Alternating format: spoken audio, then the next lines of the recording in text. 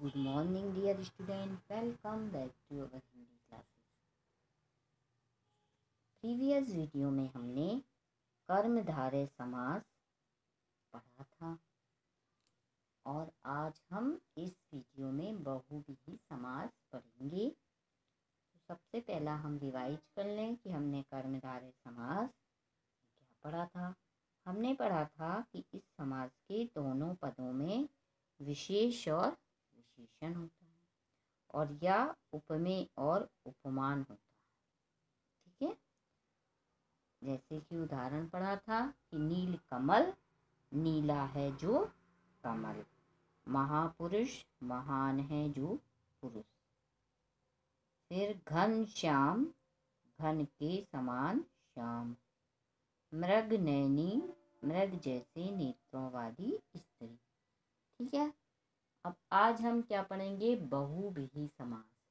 तो बहुव्रीहि समास का हम अर्थ पढ़ेंगे, उसके सामसिक पद पढ़ेंगे या समस्त पद पढ़ेंगे और उसका विग्रह पढ़ेंगे और हम यह पढ़ेंगे कि यह समास और समास से कैसे भिन्न है। तो चलिए स्टार्ट करते हैं। तो सबसे पहला इसका हम अर्थ पढ़ते हैं। अर्थ देखिए, जिस समास के समस्त पदों में कोई भी पद प्रधान ना हो।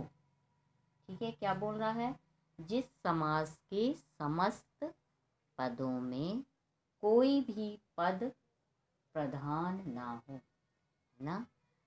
तो हमने पद कितने बताए थे? 2 पद, है ना। एक पूर्व पद और एक उत्तर पद।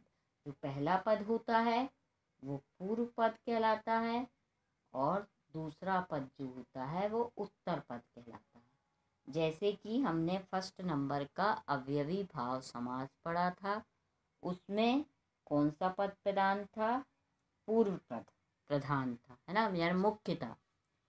फिर हमने तत्पुरुष समास पढ़ा, उसमें दूसरा पद प्रधान था। क्लियर? अब कर्मधारय हमने समास पढ़ा था, उसमें दोनों पद प्रधान थे, है ना। एक विशेष रहता था, एक विशेषण, और या एक उपमेय रहता था और उपमान। अब किंतु बहुव्रीहि समास में ऐसा नहीं है। इसमें कोई भी पद प्रधान नहीं होता, ना पूर्व पद होता है और ना उत्तर पद। क्लियर?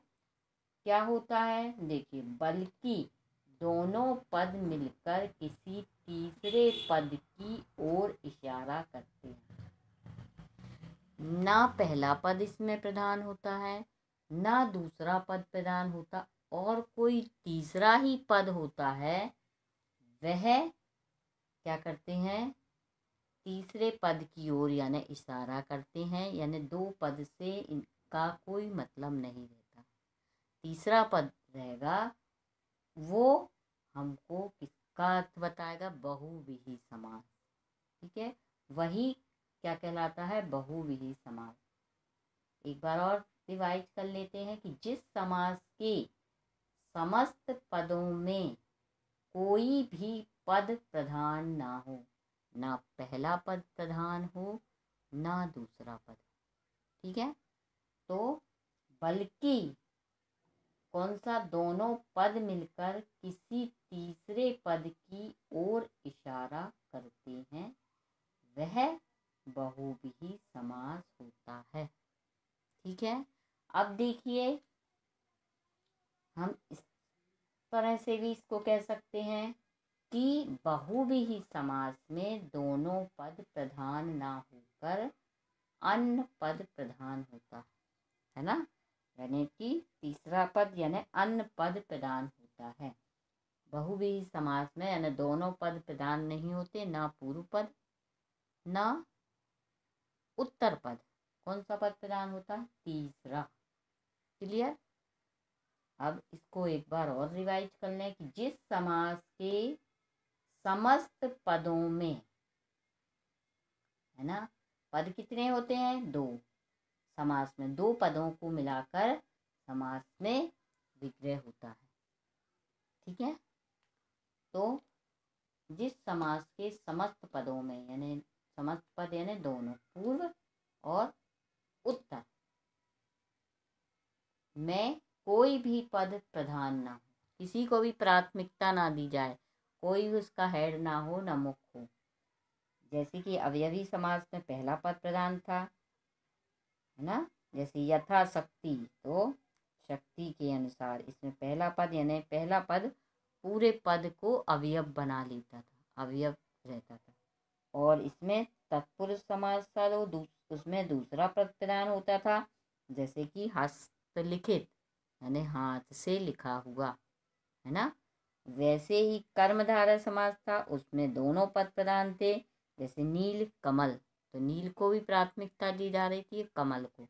किंतु बहुव्रीहि जो समास है उसमें ना पहला पद प्रधान है और ना दूसरा।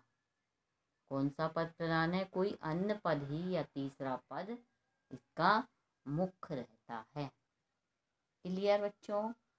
देखिए, इसको एक बार और रिवाइज कर लें, फिर हम उदाहरण देखते हैं।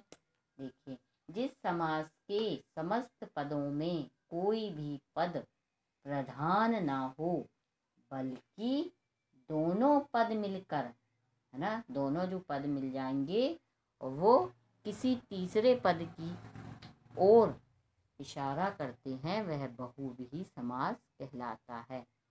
इसको इस प्रकार भी बोल सकते हैं कि बहुव्रीहि समास में दोनों पद प्रधान ना होकर अन्य पद प्रधान होता है।